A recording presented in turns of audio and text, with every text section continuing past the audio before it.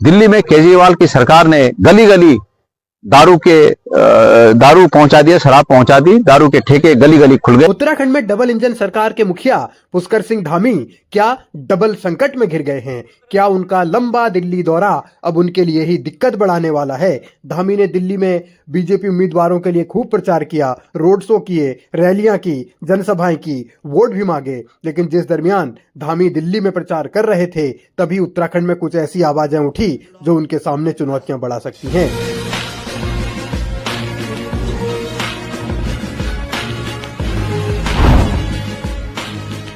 मुन्ना सिंह चौहान विकासनगर के विधायक, उन्होंने अवैध खनन के मुद्दे पर एक बार फिर सवाल उठाए हैं। यानी उन्होंने सरकार के दावों की ही पोल खोली है और इसके साथ ही धामी सरकार के लिए चुनौती है कि इस अवैध खनन से कैसे निपटा जाए।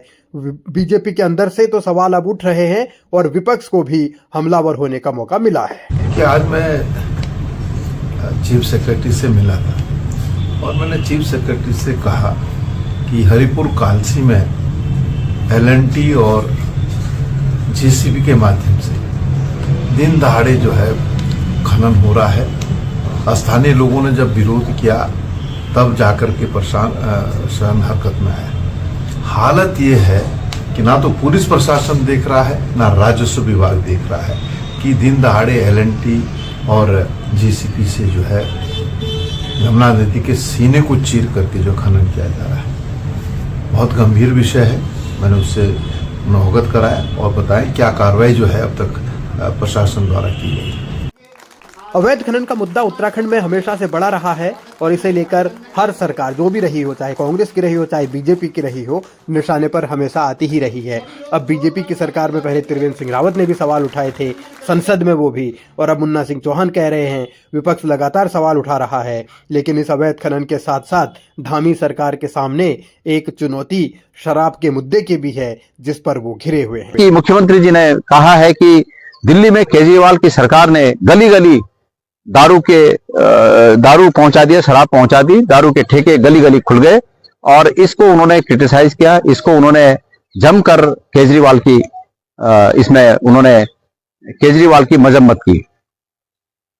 माननीय मुख्यमंत्री जी, आप इतने दूर यहां दिल्ली आकर इस बात को कह रहे हैं, कृपया बोलने से पहले आप अपने जो करनी और कथनी है उसमें जरा सामंजस्य बिठा लेते। उत्तराखंड में एक दुकान के पीछे शराब की 2 दुकानें गांव में खोलने के लिए आपने जो परमिशन दी और देवभूमि को दूषित किया, कम से कम उस बात के बाद आप दिल्ली में आकर इस बात को जो कह रहे हैं, ये आपकी करनी और कथनी में कितना बड़ा फर्क है ये दिखाता है। ये अच्छी बात है कि ये सच है, आपने जो कहा वो सच है कि दिल्ली में केजरीवाल ने भी वही हालात कर दिए जो आपने उत्तराखंड में किए हैं। तो आपको सिर्फ यहां दिल्ली आकर सिर्फ शराब की याद रही कि शराब में दिल्ली में केजरीवाल सरकार ने जो शराब का कारोबार गली गली में पहुंचा दिया वो अच्छा नहीं किया।